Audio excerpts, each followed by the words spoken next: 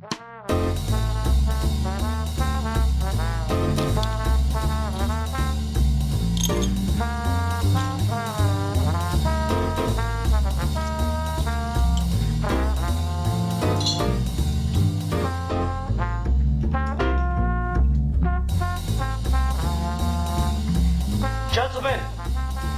the time has come once again to discuss things.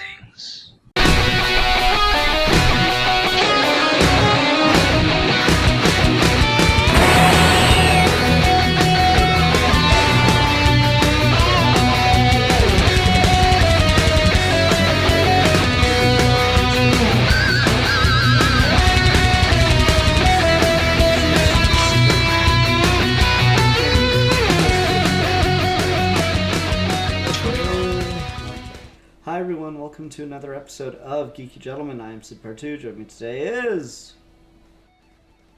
A geek for fun. Holy shit, he's back! Yay! I've returned from the phantom/negative zone, whichever one you prefer. You're fine, by the way. The world's going to be alright. Don't worry about it. So I'm back now to do something I never do, which is talk about Superman comics. So in case you missed that... Who the fuck is Superman? He hasn't been in a movie in forever, I don't remember.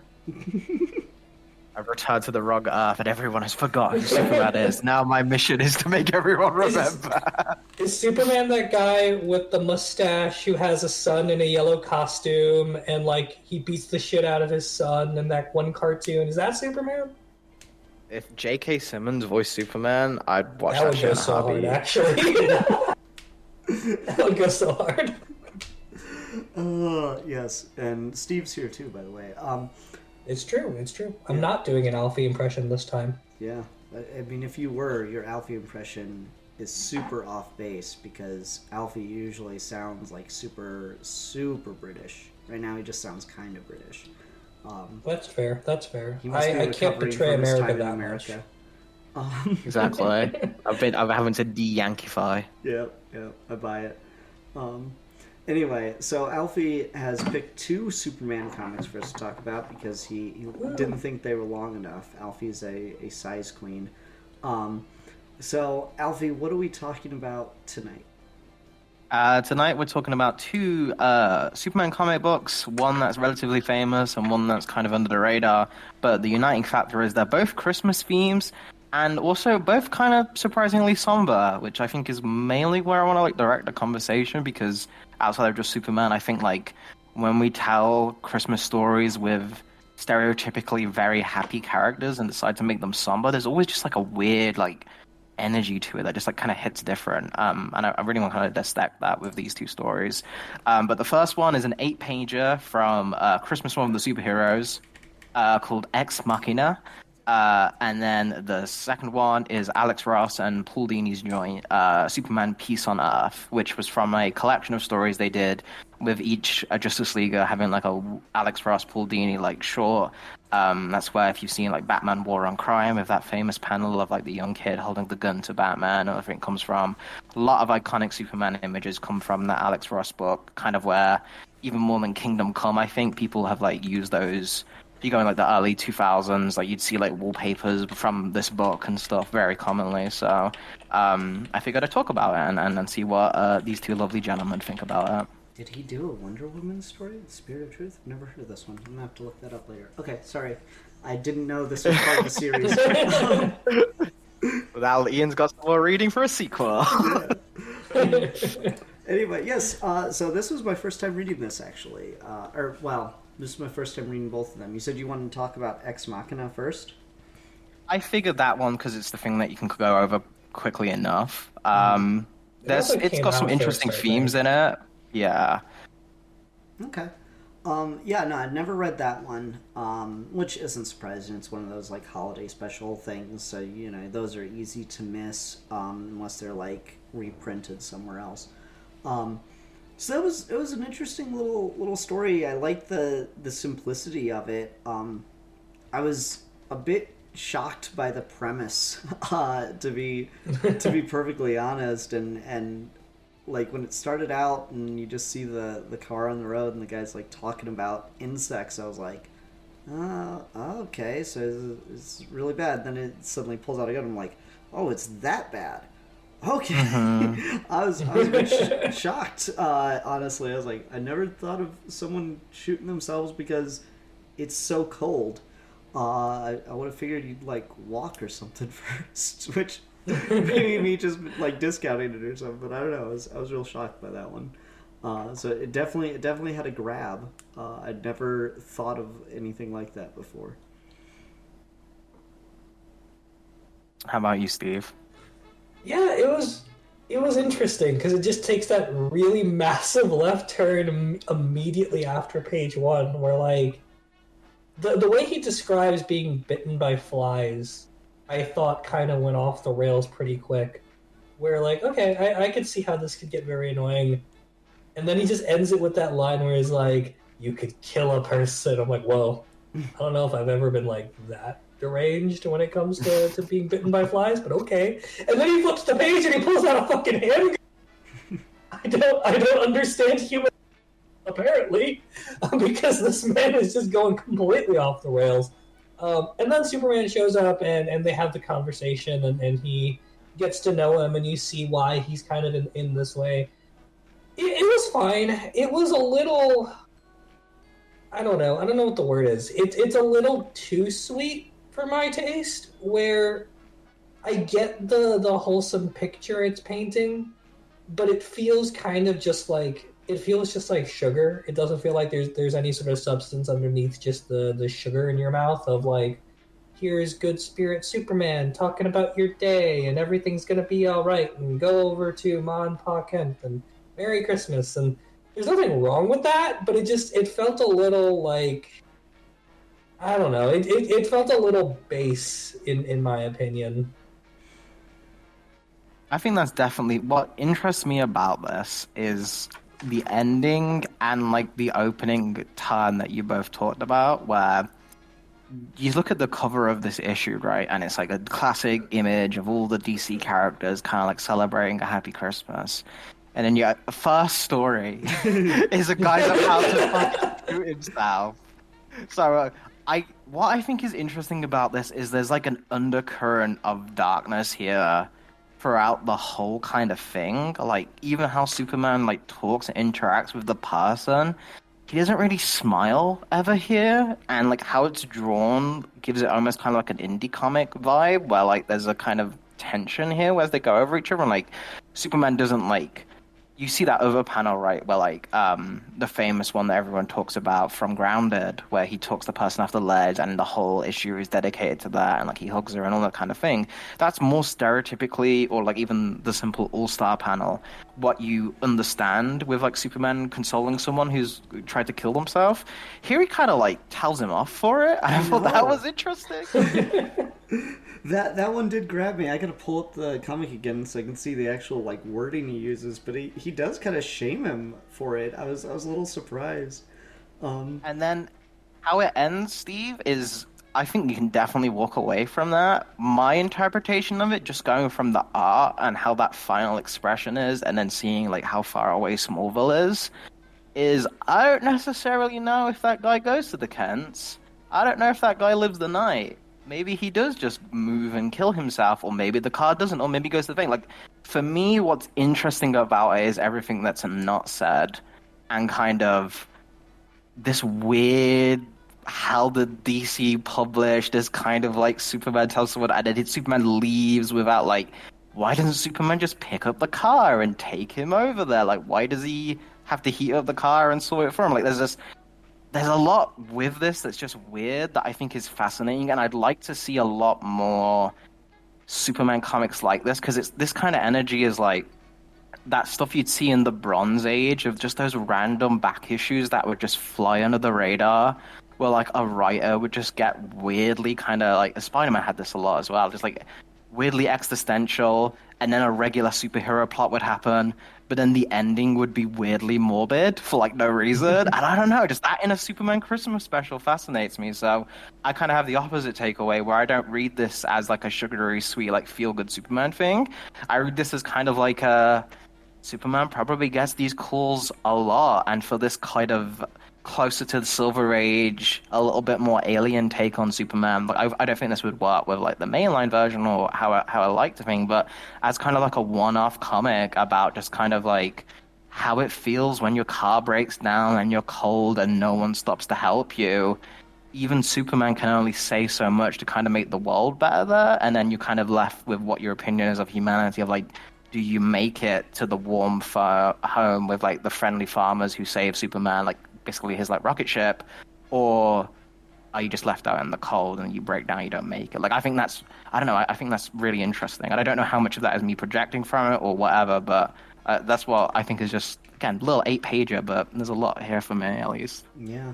The line that got it is that's a thin excuse for what you nearly did, though.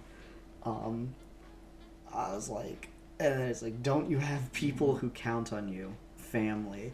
It's like, damn, Superman. He's like, he really comes after him, and I guess the thing that's interesting about the way this ends is the fact that he doesn't pick up the car and just take him there. He gives him like all these outs, but like he still leaves it to be his choice to like live. He takes away the gun, so it's not going to be easy for him to kill himself. But like, he still he gives him that agency in things, which I thought was kind of fascinating. And it is kind of interesting how like it's not just the cold. The cold seems to be the excuse that this guy has. It's everything else that's going on in his life that has kind of led him to this, and the cold is like that last little thing that's pushed him over the edge.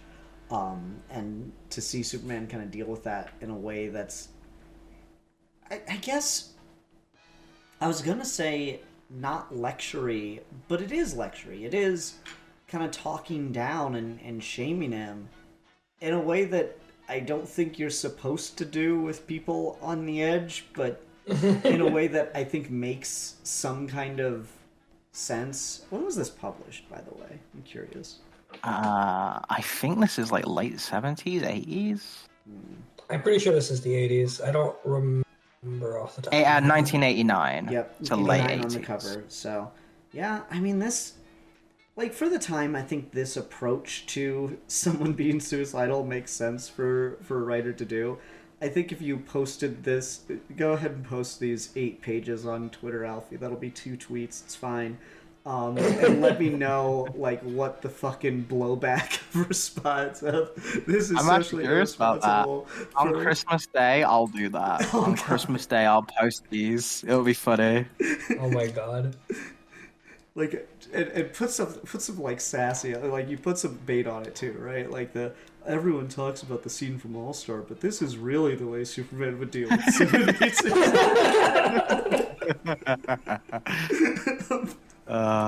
Yeah, I don't know. I think there's just like a weird, like, I can imagine like you'd pick this out of like a comic bin, kind of like rag torn and stuff on a cold night as you like leave like the comic shop going through the snow. You get in your car, it's cold, and you read this. I don't know, just like a weird kind of magical comic, like you found something you weren't supposed to look at. That kind of fascinates me with this. So that's mainly, and if you haven't read it, at the very least you might come away kind of like how Steve has, where like again it's just whatever, not really much if you're still on that train, right, Steve?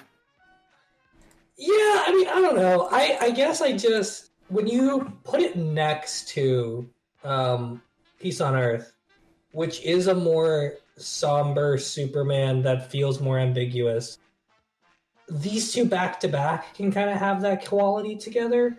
But I feel like just reading it on its own, it doesn't...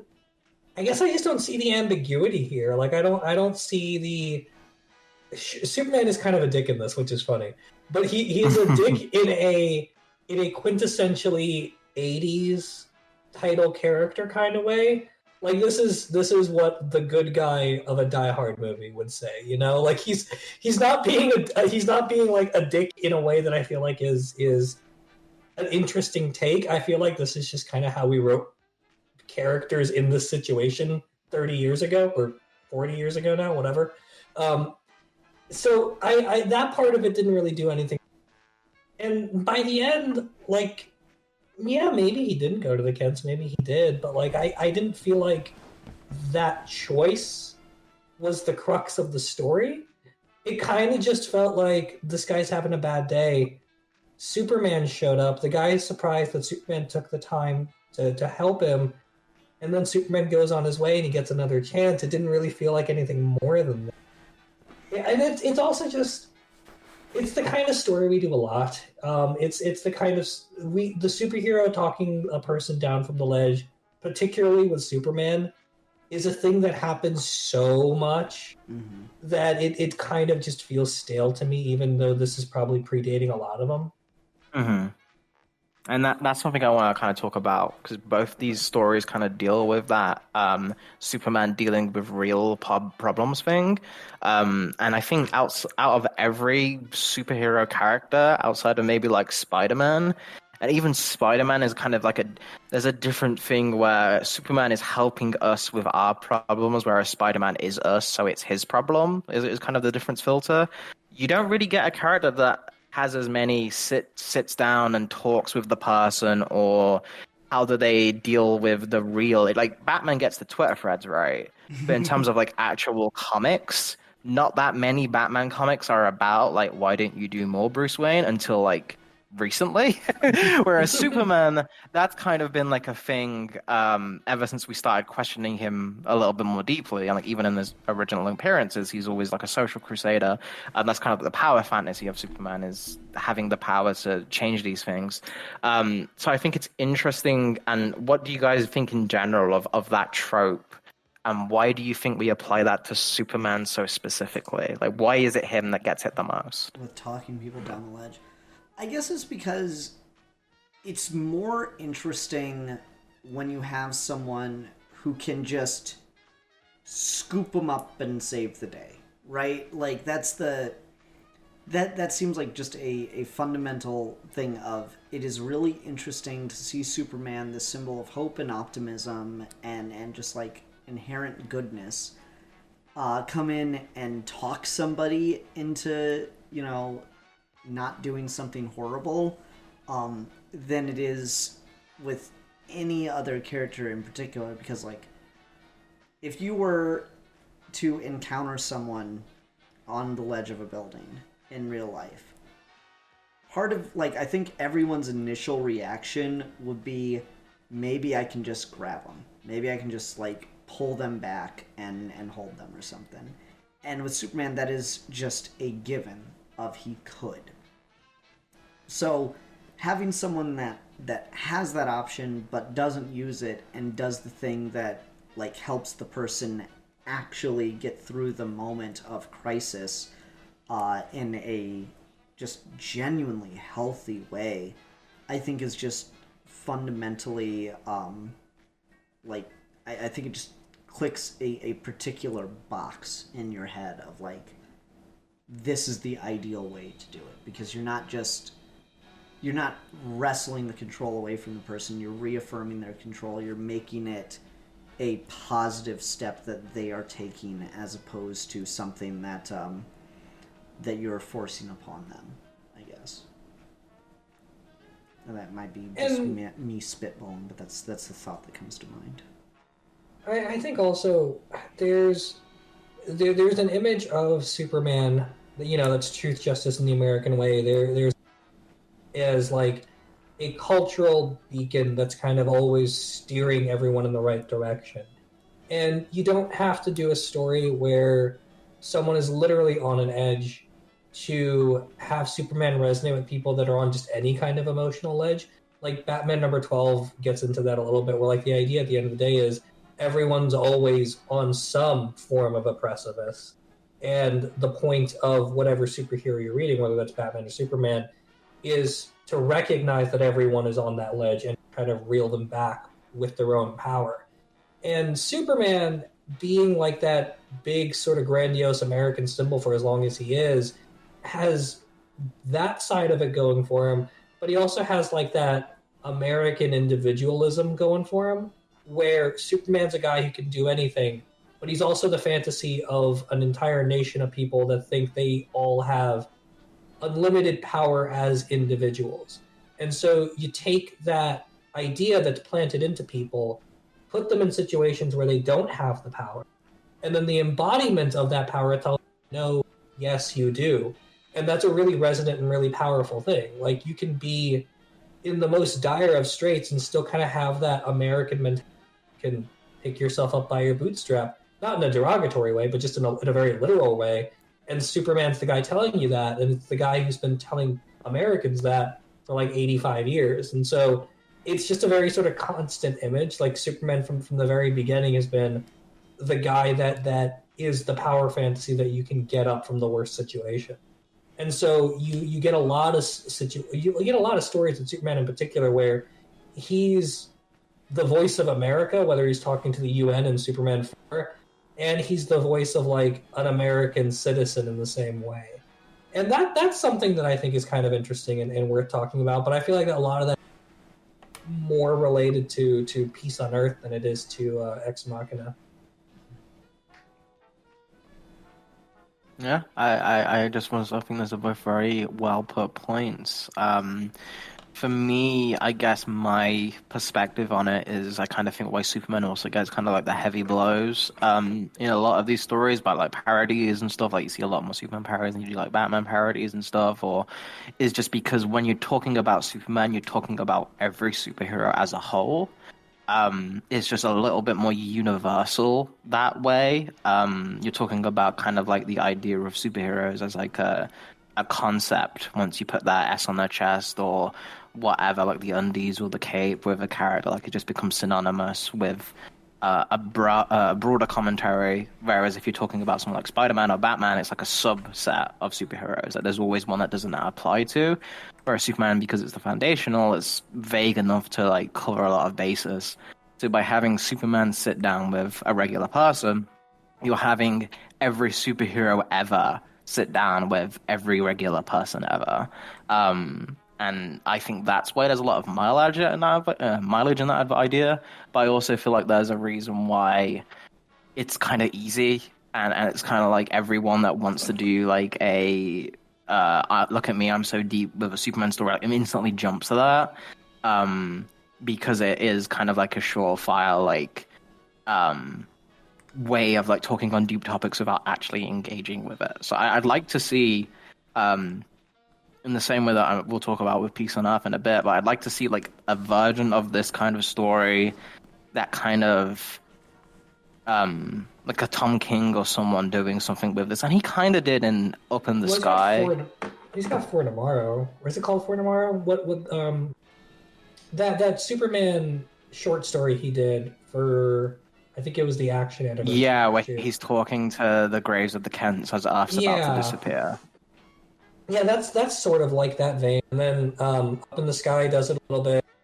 Is Superman Red and Blue, where he kind of goes through all of Superman's life, does that a little bit too. Mm-hmm. So I think maybe Tom King isn't the best choice, but like I feel like there's still like there's one to be said that kind of puts it to bed and says something a little bit more complicated.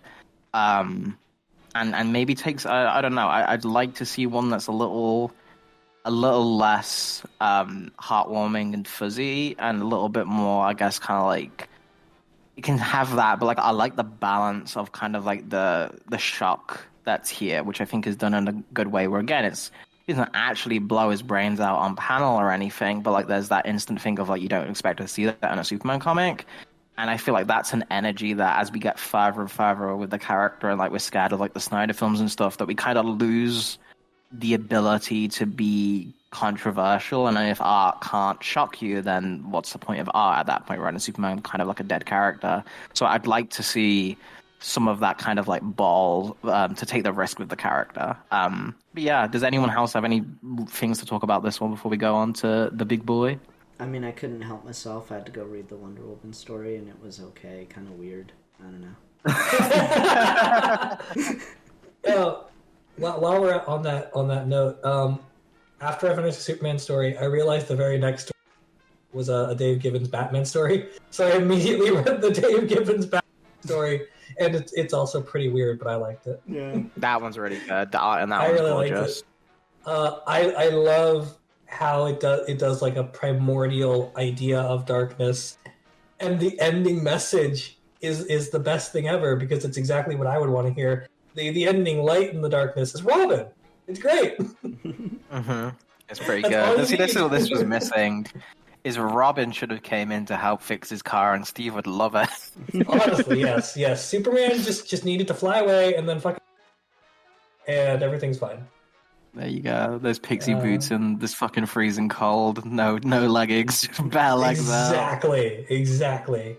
He can take it. He's got muscle down there.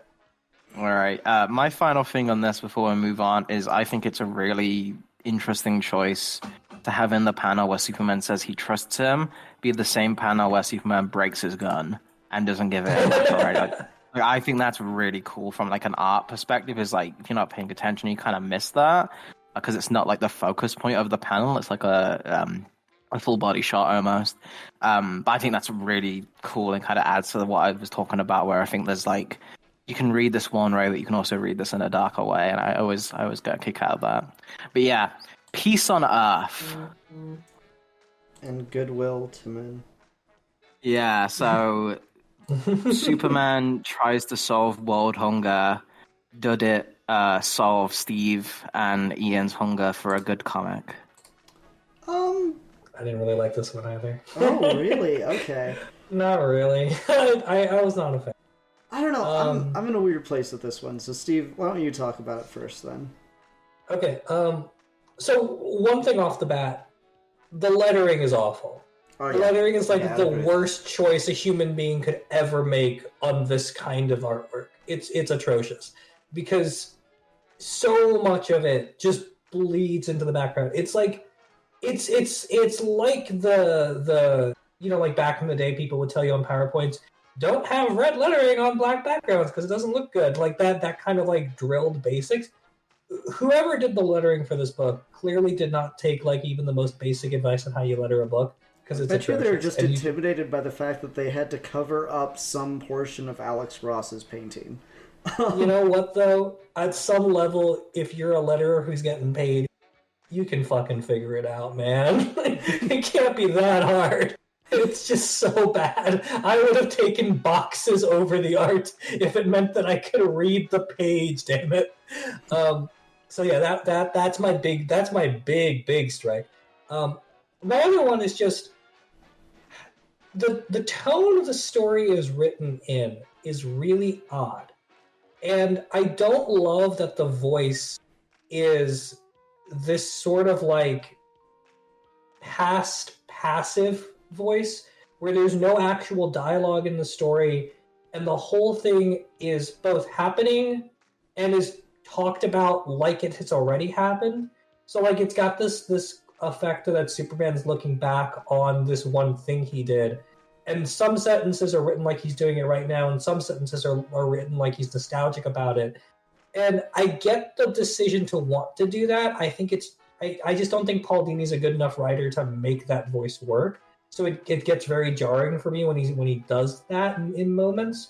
The other thing about it is this sort of like Superman meets the complexity of a real world problem is not a thing that I think is particularly interesting on its own. And the takeaway that Dini gives you, I don't think is particularly interesting or novel either. There were a couple moments where the story did kind of hit, and I wish that they were more of what the through lines were. I like the moment in one of the cities he visits where everyone just kind of has accepted how poor they are, and they take their food and they walk away and they're silent. And then one kid's like, "Will you be back tomorrow?" And Superman doesn't have the heart to look at him. I love that moment. That one really hits, but it has the same problem that I mentioned before, where like the way the voice is written, you don't get the emotional hit from Superman's dialogue as much as you should because there's no actual dialogue in the book. So I don't understand that choice from a writing perspective, really, because that's such an emotional gut punch that you could have landed so much harder if you could just have characters speak dialogue. It's so weird. And then the last sort of thing at the end of it is just I appreciate the message at the end with the seeds. The seeds are an interesting metaphor. That's fine. It's a farmer metaphor. Whatever. It works. But I don't really feel like the story is saying that. Like, it feels like Superman going into each of these individual situations, trying his best to kind of solve world hunger in a simplistic way, a way a child who comes up with Superman would imagine Superman to solve it, only to kind of be headbutted against reality. That's not the same as some seeds will make it and some seeds won't. Like, it's a very strange metaphor for what the story is, and I would have so much rathered if any, like, one of the political conflict were the backbone of, like, a more dense story, as opposed to a bunch of little ones where none of them feel like they're emotionally present. Okay. So I didn't have nearly that many problems with it. I will agree about the lettering. The lettering was really bad, especially...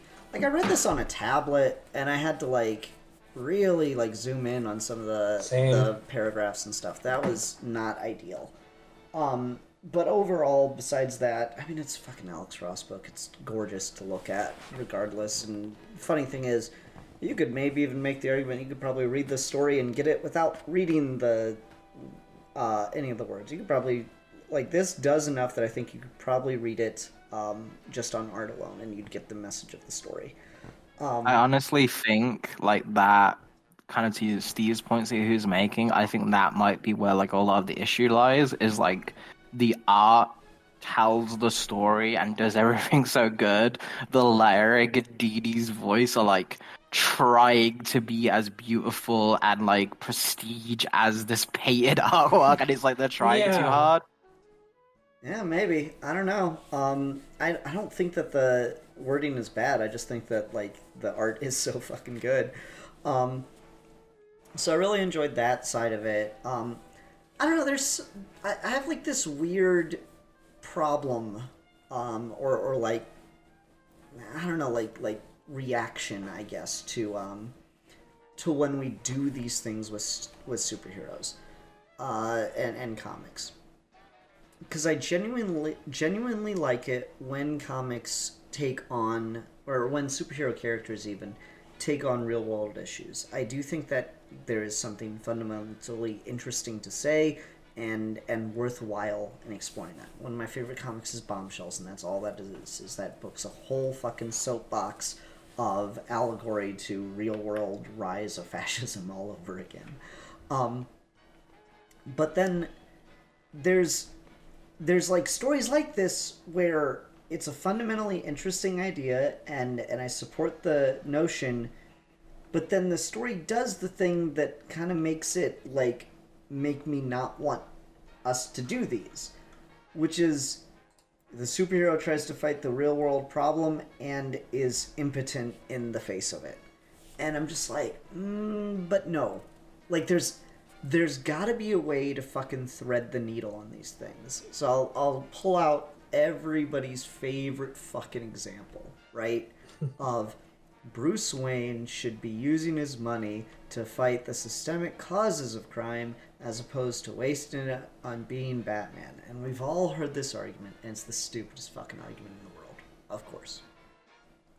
But, like, whenever this comes up, there's people that respond to it and show, like, here's all these examples of stuff Bruce Wayne did to solve poverty in Gotham, and it's just, you know, it's not his fault that it's not working, but he is doing that stuff. Like, so you get examples of, oh yeah, he's trying to do that too, and that's genuinely fine, because at the end of the day, these are stories. And you want stories about drama and interest, not about social programs working, because that's just fundamentally not as interesting as Batman punching the Joker. But, like, that, when you get that, that's, like, your first thing that you get, is it is something that they're doing, and it's just not working, or it's going on in the background, and it's not really relevant to the stories that you're reading. Or you get examples like this, where it is the hero taking it on head on and dealing with the problem, but they're unable to solve the problem because it's not a problem you can punch away. And Like, I feel like there's a better way to do these things. There's a better way to have the hero actively take on these problems, actively fight against them, and come away from the thing without being, like, insulting a la classic Superman, Golden Age Superman comic where, Hitler and Stalin sure are causing a lot of problems. Let me just scoop these two up and put them in front of the world court. Like, there's something insulting about that. There's something impotent about, I couldn't solve world hunger. Where's the like line in the middle? Where's that hit? Where's that mark? How do you thread that fucking needle of not being insulting and not making the hero impotent? I think part of the problem is we've kind of, in the conversation for these things lately, we've kind of reached a weird sort of duality where you're either having the superhero not face real world problems because it's a superhero comic, they have their own problems and it's all allegory, or you're having the superhero face only real world problems because that's how you make it socially relevant. So that's the problem with that is the people who are making this criticism aren't engaging with the fiction in a genuine way, and so it's leading people to respond to it by writing stories that are also feeling kind of disingenuous. The answer to the problem is by not separating these two things and just telling stories about real problems that use the allegory of the superhero to complicate the problems. And we've been doing this since the dawn of time, and we get mixed results. Like we get this Superman story, which I think is a mixed result, but we get a lot of other really interesting stories that came out around this time for it, or even after it, that thread this needle just fine. Because at the end of the day, the question isn't whether Batman is better spending his money fighting crime by donating to charity. The question is, if Batman is rich and he has an avenue to do this, what are the story implications for it, and what can he do? Batman 219 is a really good issue for this, because in Batman 219, Bruce Wayne decides he's going to try and get the government to spend more money on social programs in Gotham City, which they basically have written off because the place is a crime-ridden wasteland. So, like, he goes around as Bruce Wayne and, like, talks to this senator and tries to basically convince him, like, hey, Gotham City could use your money. And the book does a really good job of towing the line between saying these are the systemic real problems that cause crime, and also saying in the world of Batman, in the world of the story you're reading, the idea that someone could just kind of walk in and negotiate fixing these problems is unrealistic for them, and it's unrealistic for us. It's a story about how politicians have their own agendas, about how politicians have their own uses for that money, how noble causes don't always work that way, how giving to charity doesn't always lead to the result you are. It's being realistic to that, but it's also just kind of a Batman comic where the idea that he's a fictional character like Bruce Wayne who can just kind of walk into a politician's office and ask him a question gives you the impetus to examine these deeper and more interesting things. And I think the fault that this story has is that it kind of leans too far on that one end of the spectrum instead of navigating that sort of happy middle. Because Superman as a symbol, at the very beginning of the story, I think this kind of nails, which is at the very beginning, Superman says he can't actually solve world hunger.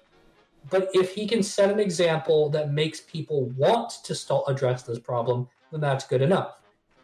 And then the story kind of goes through and looks at all of the cases where Superman doesn't have the ability to stop world hunger, and does markedly few opportunities where Superman's inspiration to the people for attempting to do this is the actual consequence. The only time you really get it is at the end with the kids and the seeds, but that's more allegorical than it is in the writing of the story itself, because nothing about any of the people he visited comes away with like, yeah, Superman tried to solve world hunger. Maybe we should do something about this.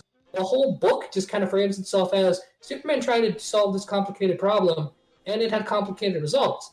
And I feel like that just kind of, you shoot yourself in the foot at that point. You're basically saying Superman has the intent of inspiring people, and by the end you're saying Superman can't actually inspire people. Like, really? Interesting. Alfie, how about you? what's your takeaway with this story as the Superman fan? I like it. I don't think it's perfect. I don't think it's a transcendent book, and I do have my issues with it. Which I think you and Steve have kind of eloquently talked about, like the larger point of this is an issue that's really kind of been like every kind of great Superman writer, like Morrison had a whole Substack about it, of just like how hard it is to really square that needle. And like even like PKJ is like his whole like solution was just well we can do it on War World instead of actual Earths, and then the whole thing becomes allegorical, and there's different like solutions to it. But in terms of just this book as an actual story, I think it's very interesting because it's just I like getting to see Superman as a worldwide force. It's very rare that you get to see this many brown people in a Superman comic, which is nice. It's nice that he doesn't just stay in Metropolis, like he is everywhere and he can speak every language, and we should be doing more stories about that. And it's hard to because you want that from one end, but then on the other end you're like, well, do we really want these white American guys writing those stories of Superman, the American interventionist? Like, do you really want that? Because that can go really, really badly. So there's a lot of it's kind of what me and Ian talked on like a previous episode, where like if you're gonna write these things, you kind of have to live up to the all right. There's more ways it can go wrong, but if you really prove yourself, you'll actually have something more interesting to say here. So I do like this. I like the little how it's kind of segmented into. It's not that long, but it feels like it's got more weight to it because again, you're spending a lot of time looking at the art. And although you have to squint and try and read the words on the page because of the way it's lettered, once you actually do read the dialogue, it's done in a way where it kind of guides you through the page at a very kind of methodical pace where it lets you kind of think about, like, what would you do in these situations? How can this problem get solved? So all of that stuff, I think, is kind of the benchmark Superman story should be going for. We should be telling in the same way that, Steve, you talked about how, like, well, Bruce Wayne's got all these resources that we gave him to function as story, right? Like, we gave him all these different tools and things, not so he can beat fights, but so he can be in an infinite number of situations, so you can write more stories with Batman that aren't the same thing all the time. Superman's that times like 1 billion. Any story idea you want to come up with because of Superman's abilities and like his personality and his power set, you can justify why he's there in that location in any part of the universe. And so I really like being able to do that for like a story in this day. I like the voice for Clark. Alex Ross is always kind of... He's got some images here which are like iconic, like that level of mythic. When like writers talk about like, oh, superheroes are like the modern mythology and stuff, and like as I've gotten older, I've believed that less and less. But then you see some of these like silhouetted images of Superman standing in front of these things with like his hands on his hips. You're like, all right, never mind, kind of spin. They do kind of feel like larger than life like ideas. So there's moments like that with Ross's art, but then there are other times where I think it works more here for the tone of the story. But generally, I don't like Superman looking as like kind of like old as Ross draws him, with like his hairline's quite low and he's not got a lot of hair on that head. It makes Superman look tired in a lot of his other things. Here, it kind of works because Superman is meant to be like exhausted. This is the best Superman. Finally, a Superman that the common man can relate. Yeah, but like, so with Ross's stuff in general, that normally turns me away, but here I think it actually plays into the strengths. And there are really great moments here of, I really like that panel where like all the animals escape and you get a very classic kind of like Silver Age Superman like fighting the animals and like keep them under control and smiling as like he wrestles a tiger, which is a nice little pace break because then you have like the stuff with like the dictator and the people who are so like set in their life, and this is just the way things are, that they don't even leave their houses to go and see Superman and stuff like that. All that stuff I think is really interesting, and especially this book is kind of like an all ages tale. I think reading this very young can be a good way to kind of start you thinking about these issues with material that's a little more, I guess I'll say like vanilla, where it raises the questions, but the answer isn't very complex, and it's left in kind of like, will you figure it out way? And for a mature reader, that's not as got as much value, but say like you read this at 12 or 13 or stuff, I think this can have a really big impact on you. Like I read this when I was around like 16, and I definitely remember it kind of started making me think bigger about the character. But I'm sure if it got even younger, it would have hit me a little bit more. And I think there's definitely a place for that in DC for these kind of like all ages, prestige, hardbook library books. Not necessarily for the value of themselves, because it starts a conversation which can lead to more interesting work across the board. Like I'd love a Superman movie with this kind of tone or with these kind of aspirations just taken a little bit further. I'll disagree slightly and throw out a positive in that I actually really, really like Alex Ross's Superman because he looks like George Reeves. And I'm kind of here for the slightly punchier, little bit shorter, receding hairline, big cheek Superman. I don't know. I love the George Reeves TV show. So seeing Alex Ross just draw George kind of, in my opinion. Fair enough. It doesn't do it to me, but more power to you, I guess. Yeah, I don't know. I appreciate the idea that this is a book that can kind of get you thinking about a topic. And I mean, Dennis O'Neil talks about this, where like Dennis O'Neil, the stuff that they were tackling in that book was very, very complicated and often had simplistic solutions or solutions that didn't do justice to the issues themselves. And he would say in an interview that like, if you could like get a real smart 12-year-old reading the book and then they start thinking about racism, then that puts them on a specific track where they're able to engage with this stuff more complexly. And I think he was right about that. I think there are definitely problems with some of Dennis O'Neil's writing that the more you age and the more you think about it, the worse it kind of gets. But the idea that it kind of sets you on a path to thinking about it at all is good. So I sympathize with that with Paul Dini and Alex Ross here. I think the limit to that is you can get a person to read this and start thinking, which is noble. But if when they start thinking, they can only put holes in what they were thinking about, then maybe it's not as great of a prompt as it could have been. Dennis O'Neil has that a little bit with the question, and I think that's the big problem here, where it's like, it's not like there isn't nothing to dissect into, it's that everything I'm thinking about in terms of this story is just kind of weak. I guess. I'm not necessarily. It depends on like what you take away as like a creative, right? Because when I read something that like sets me off an idea and makes me want to do like bigger and better things and use any like criticisms that I've had with it in my next thing to like avoid those issues, and kind of like then if someone does that with my work and then passes on and passes on, and then like the general I wouldn't say like improvement of art because it's subjective, but like there's like a progression of like a through line of like expanding on a concept the more you go down. And that's where I think like something like this, if to go back to the earlier point of like expanding the how do you meet in the middle, like you said, Ian, is I think the main thing people should start doing more, and kind of like the issue with this is the reluctance, especially with DC and these characters, to accept that the DC universe isn't the world outside our window, and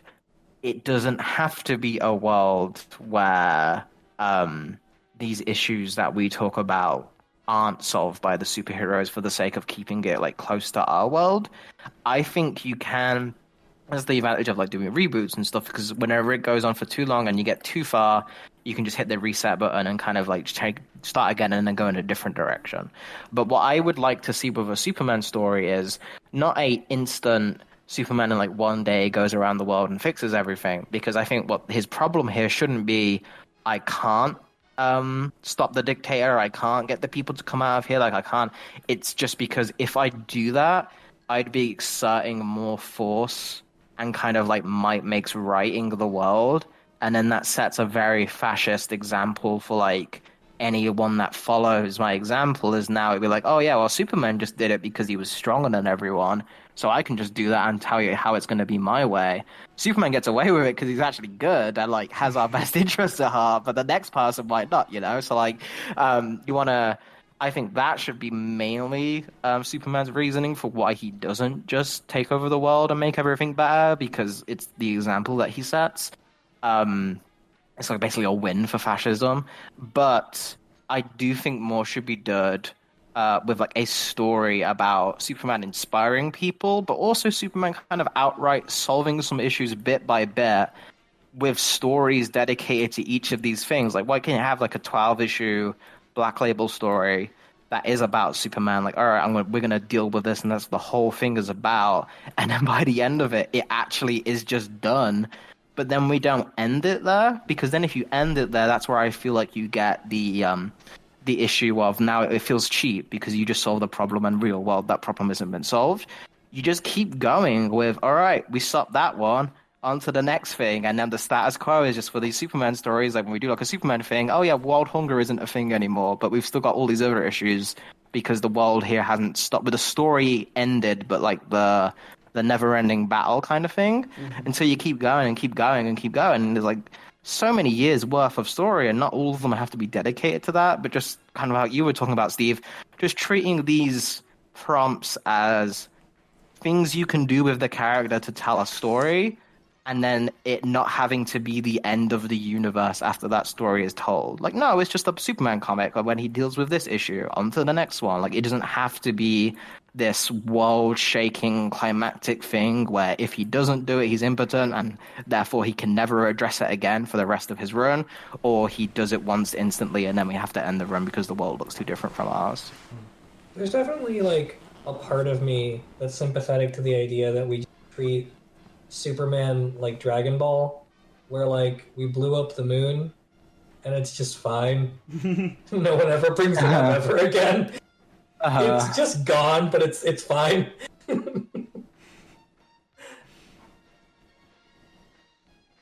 I agree. More of that, please. Superman blows up the moon. I mean, there's an advantage to that, right? It's just because we talk about continuity, and what people want from continuity is just the fucking bullshit, boring parts about, well, everyone has to wear the same costume all the time, or like, it doesn't make sense that this sidekick's backstory is different now. That's not an advantage of continuity. As a writing tool, what continuity can be good for is building up a backlog of stories that then enhance your future stories, because now they have additional context that you've managed to make around it, right? So like a character you introduce in your first arc, when they return in issue 30, you get hype now because you're not introducing a new character, you're introducing someone who's already got connections and the audience already knows what they can do, and now it's on, kind of thing. Like that's the advantage of doing continuity and having a consistent through line. If we just applied that to the Justice League actually trying to deal with the problems they set out to solve, and instead of like crisis bullshit, we could have a really fascinating DC universe where, like, all right, say like after 10 years or whatever, the Justice League have solved all our conventional issues, but we need more Justice League stories. So now you have to get creative and like, all right, what new problems arise from the fact that we don't have wars anymore? Where does all those arm dealers and all that money go? Like, what's the thing that props up as the new issue in this utopian kind of world? And keep going with that as like a story engine. And again, once you go further and further and further with it, you're going to get so far off where you might as well just be telling Legion of Superhero stories instead of like Batman stories.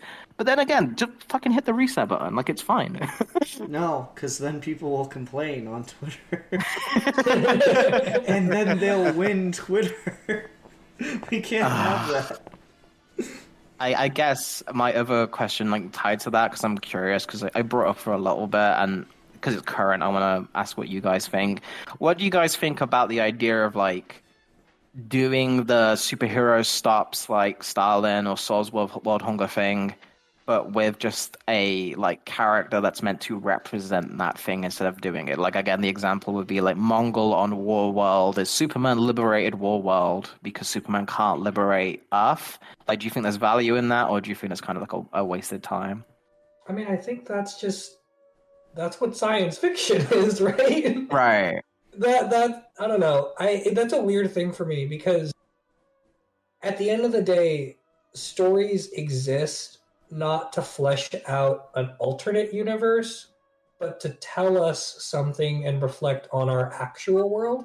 So, like, Marvel is the world outside your window because they do stories that are kind of ripped from the headlines. You know, like Mark Waid Daredevil did a Trayvon Martin story as that was blowing up in the news. And, like, you don't have to be that one to one about it, but any story you tell is a reflection of the conditions it was written in. It's a reflection of the kind of day you had, what was on the news, what kind of like city you live in, or the people in your lives. It's always gonna be that. It can be as minor as like you individually, or it can be as major as like the confluence of events around you. Like Tom King talks about how like Mr. Miracle is a book about anxiety because he found out his grandmother died, versus something like Rorschach, which is a book that exists in response to the election of Trump. And like both of those are books that are basically in alternate universes, alternate realities, but they're speaking to a really sincere emotional present that is like right outside your. Rorschach in particular is an entirely alternate universe with a President Robert Redford and all that stuff with completely different problems from ours, but all of it is allegorical to the fascism that we're talking about today in the real world. So, like, Superman can stop world hunger if he wants to, and you could do a story with that if you want to, but, like, at the end of the day, the point of writing the story isn't to solve a human being's problem. It's to reflect on what our world is doing right now. Like, a Superman comic should not be focused on solving world hunger. A Superman comic should be focused on the kinds of people that are okay with world hunger and how to change their minds or how to make them think about it. And I think on that level, that's maybe something the story gets a little bit more right, is that you do read this coming away with like, yeah, it is kind of fucked up that so much of the world just kind of functions on this system where they would rather waste food than give it to hungry people. But that in this particular story, I feel like needed to be more line anyway, and it could have done better if they focused on like one particular problem to expand that theme out. But I mean, at the end of the day, I think that's what all stories should be doing anyway. Is they shouldn't be trying to like turn reality into a fanfic. They should be trying to see what about reality they can express that isn't expressible in like literal terms. Like political anxiety is not something that you can just like punch someone in the face and solve. So you need to manifest that in the story. The war world stuff with PKJ is interesting because he talks about how a lot of what he did was fight human trafficking. And the idea behind War World was Superman versus human trafficking. And the quintessential problem of that being that so many people who are trafficked get so used to that life that they don't actually want to be saved. So how do you deal with that? And the reason the War World saga for the most part really worked is because it was a story about how does Superman reach people that don't want to be saved. And that can be translated to like any number of, but it's not Superman breaks down a sex ring, you know? Like that's at the end of the day is the crux of it for me, is like you don't need any fictional character to tackle any literal problem directly. You just need them to speak to what that problem feels like and what you as a person can do in your daily life to address that going forward.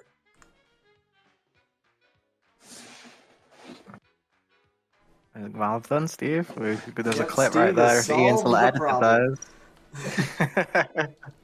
No, I think that's really well eloquently put. Specifically, I think what I find interesting about these things is what you mentioned, where Superman, and there's from I forget what it's called. I think it was just The Authority. There was an issue with like a Superman pastiche character called The High, which had a very similar premise to this, and like the reason it failed was very similar to this. Is like Superman can give us what we want. He can hand us the keys to utopia, but people are fucked up and people don't want that and will kind of like throw it away and waste it. So it's like Superman doesn't suck. People suck, and what the Superman do with that, I think, is a very good mentality to go in with these things. Is to acknowledge the imperfections and the kind of like messiness of the human condition, and like why do we keep fucking this up for ourselves? Why are we like this? Like that Grant Morrison's whole thing is they went from the all-star Superman to fucking that of like Superman like, holding the world like beautifully in that all-star cover to Superman the Authority where Manchester Black like has a glass of water and he's like, oh, mineral water, no, I can only drink alcohol, and he throws up on a picture of the world and passes out as Superman watches him.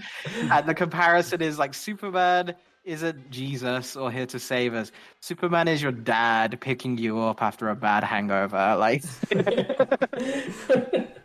yeah, I mean, I think at the end of the day, Morrison is probably the most right about Superman as any human being's ever going to be, because Morrison basically so authority on how that character should be written nowadays, and even Morrison, like Superman and the Authority uses real political figures. He's got the John F. Kennedy thing, but it's at the end of the day, it's an allegory. It's not like a one-to-one.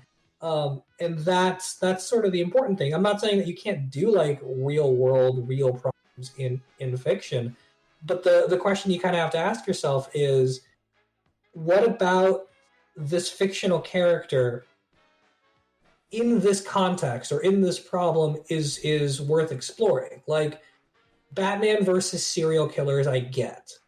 Superman versus world hunger, I don't. I don't know. I guess it's just the idea of like, can you dream a better way? And you can, but like, that doesn't seem like what the story was trying to do. No, I'm just talking about like the general idea of the appeal of it. Because I think you know, Superman has the power fantasy. I think everyone has kind of had that thought of like, man, if I just had all the power in the world for like one day, I know I could solve this. And it's like, can you though? Can you really? Because yeah, the complications that this brings up, the idea that like, I think the fundamental idea behind this story that is trying to be gotten across is world hunger isn't a problem because people don't have enough to eat, that there's not enough. This is not a resource-specific problem. It kind of is, in that the way to solve world hunger would mean that you can't go to, like, McDonald's and get a hamburger whenever you want, but we'll put a pin on that.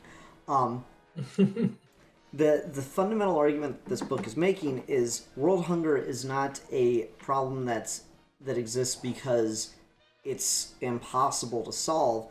Is a problem that exists because people profit and gain power over it. Because people are hungry, other people succeed off the backs of that.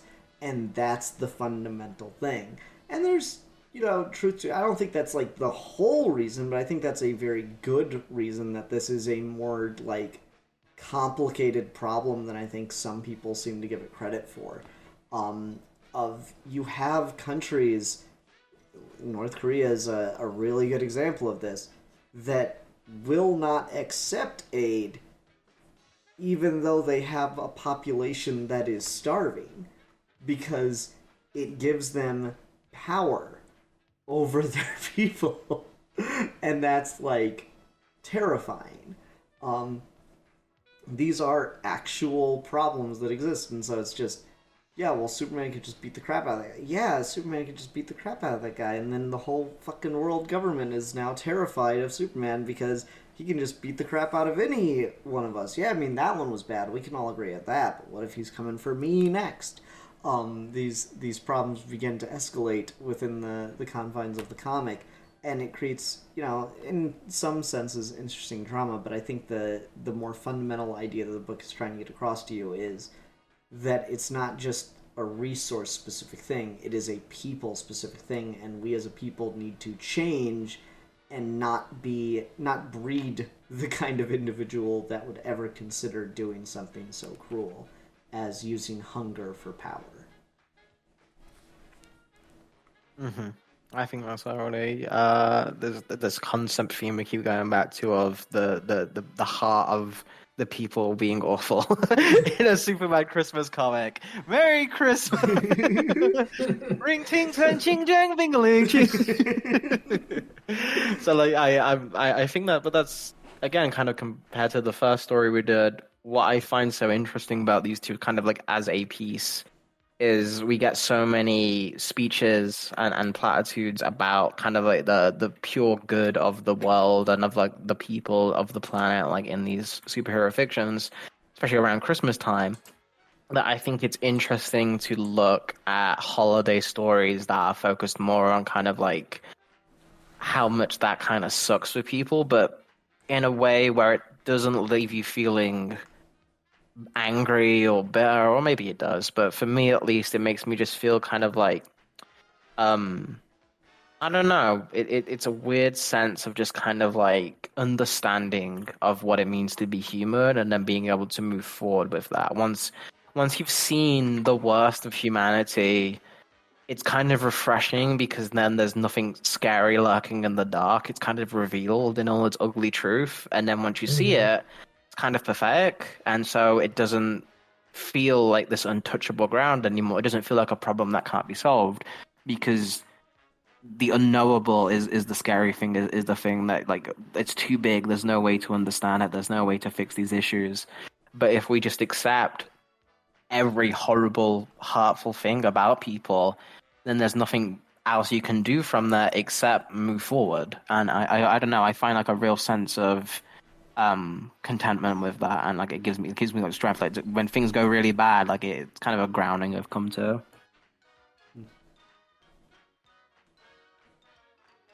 Ching ching ching ding ding ling a ling ching.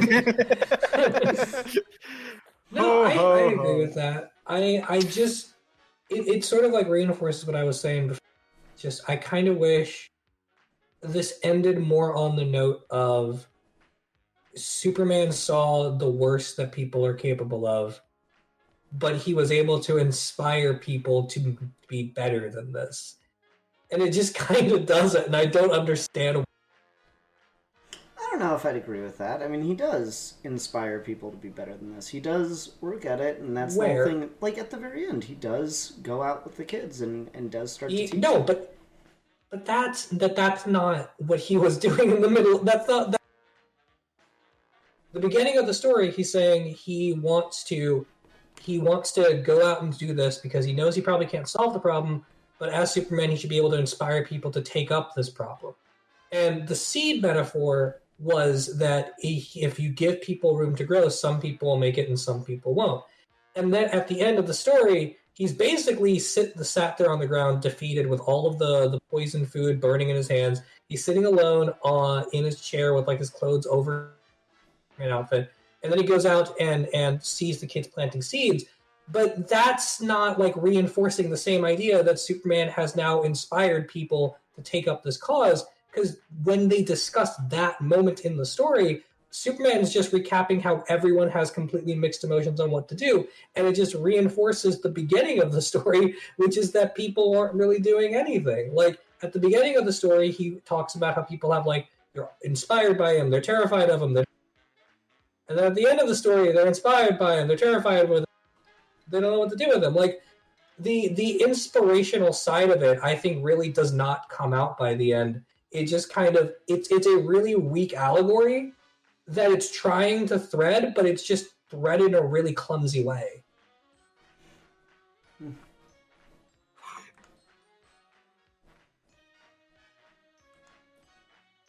I think a lot of my problem with this book is just Paul Dini.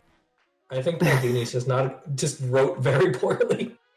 Like, you just want to... Where's the Steve edit of this, where you fix the layering and write your own over this art? There's just so many like, weird things about the way the book is, about like the way this thing is written, that like I think it just shoots it in the foot. Like the very beginning, where like he's dropping the Christmas tree, and like the Christmas tree's got all this little dialogue, not even dialogue, it's not dialogue. It's got all these captions about like how this is hokey and funny and it's bringing joy, and I'm the most excited of anyone here, and I wish I could say, and nothing in the pages is conveying that in the least.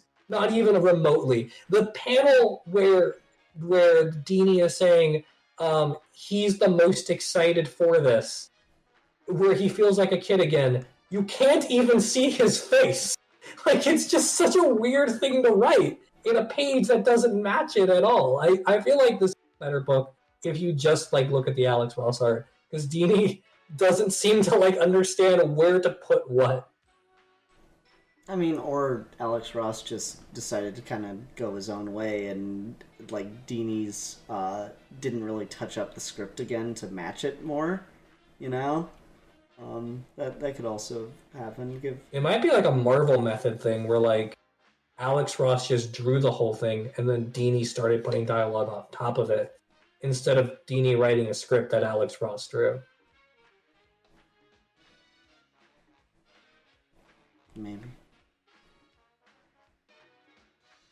I'm very curious about the pipeline for these things, for like all of them, because there's not that much overlap, and I wonder like what the creative direction for this prompt was, like what came first. I have to imagine it was Ross first because he was the bigger name, but you never know. Dini had that. Dini was kind of like a high of like the biggest his career because he had like Arkham City and like this and like all the kind of things around the same kind of time. So Dini and like a detective run as well. So I wonder who had the more pull here. It'd be interesting. Have you heard that Alex Ross interview he did recently about Fantastic Four Full Circle on I think it was on Off Panel, but he talked a little bit about like the creative process for a lot of his stuff and how like despite him being like a superstar artist, he really has to fight to make these things happen because Marvel and DC just will not let him do it. Like he's been pitching Fantastic Four for like 20 years and no one would have let him have it. And the only reason Full Circle happened is because they got a different publisher to pay for it. Why?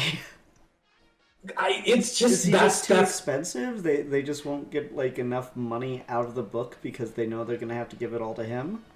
It's a little bit of like contracting thing. It's a little bit kind of like what artists deal with all the time. With Marvel, there was a bunch of hurdles. Like at one particular instance, like during the last Fantastic Four reboot, even though Alex Ross had like his name in line to do Fantastic for years prior, this other person like had it in their contract that if Fantastic Four gets rebooted, they get to write it, and so they couldn't give it to Alex Ross. Alex Ross pitched like a Black Label equivalent for Marvel, and Marvel's like, we'll do it, except we won't use the nice paper, and we won't make them hardcovers, and we won't put our best writers on it. And Alex Ross is like, okay, so not like Black Label at all. And DC is very similar, where like there was a few projects he had like in after Kingdom Come where he wanted to go one direction, DC wouldn't let him, so they hired a lookalike to kind of copy it and do stories like that, but they wouldn't give that guy enough time to finish the art either, so someone else would have to finish it. And there's a lot of like proto Alex Ross stuff that just never got published because they could never get it off the ground. It's a weird thing. Like, we think of Alex Ross as like one of the most successful comic book artists of all time, but you listen to that man talk about his career, and it's like Marvel and DC have done everything in their power to not let him do things. I love it all. It's great. Honestly, it's great. When am I gonna get my Alex Ross Spawn fucking 70 issue run? I'd be here for it. Alex Ross Spawn would actually look probably fucking sick. I mean, it would look sick. Oh, and I'm sure. It would be the most beautiful nonsense for like 100 issues. Just like Spawn. Just like Spawn. Pretty much. I really respect Todd McFarlane so much for being the artist that, you know, goes off and creates his own character and then doesn't draw him ever. The clout, really. Spawn is fucking wild. Mm-hmm. Never forget, man. He's like the opposite of OC, please don't steal. He's like, please steal my OC. Everyone but me draw him. Oh, there's so many Except details Neil on Gaiman. his fucking cape. Oh my god. Spawn is such a clusterfuck. Do we have anything else we want to talk about in relation to either of these two books, or any kind of concluding thoughts now that we've had very deep connections and conversations that eventually led, as they always do, to Todd McFarlane. Oh, go ahead, Steve. I don't know. I'm a very easy to please Christmas person, and I wish we just did more Christmas specials. I know DC's kind of getting back in of like publishing like one Christmas special a year. Like we got like the winter special a little while ago, and there was like a Lobo Hanukkah special a little previous year. So more of these would be nice. Not gonna lie, I kind of wish that Christmas with the superheroes was like an actual ongoing, and you just got like one issue every. Yeah, No superheroes doing Christmas yet. DC was doing like these quarterlies or like bi-quarterly? No, that'd be twice a quarter.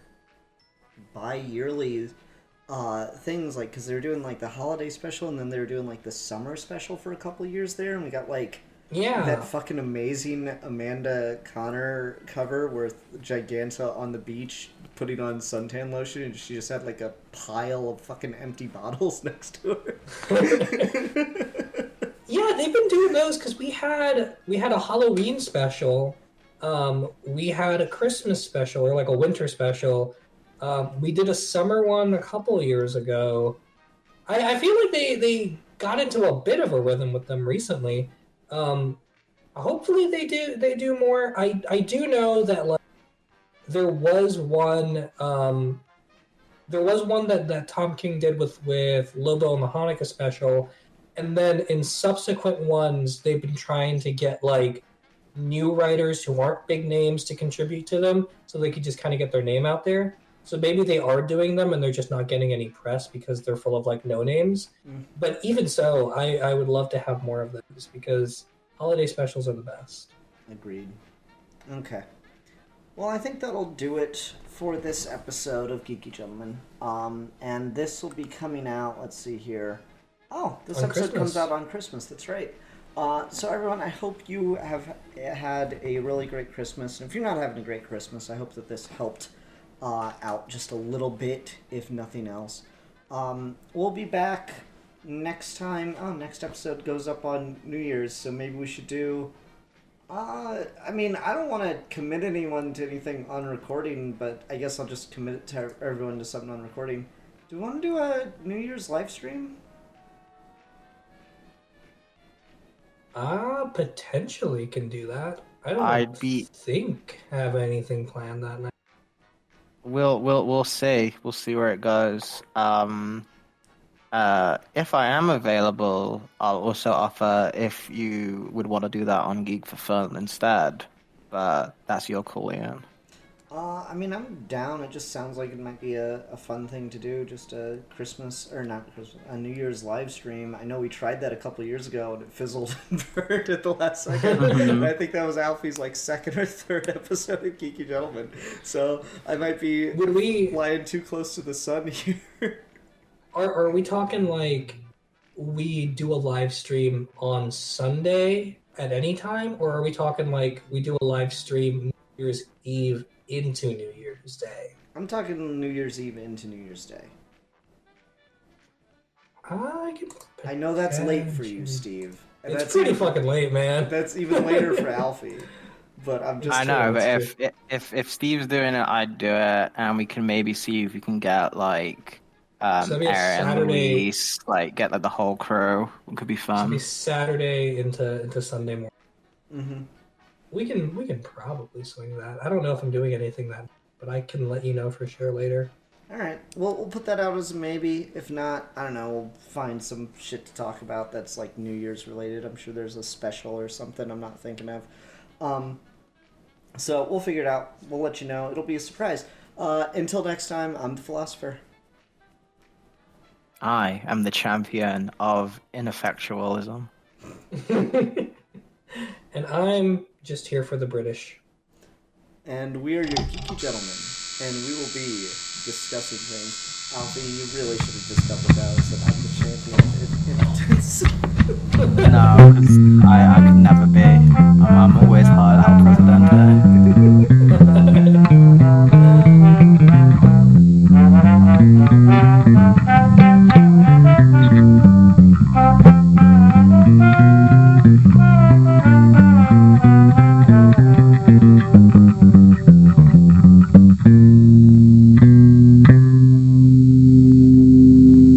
ho, ho, ho! Merry Christmas!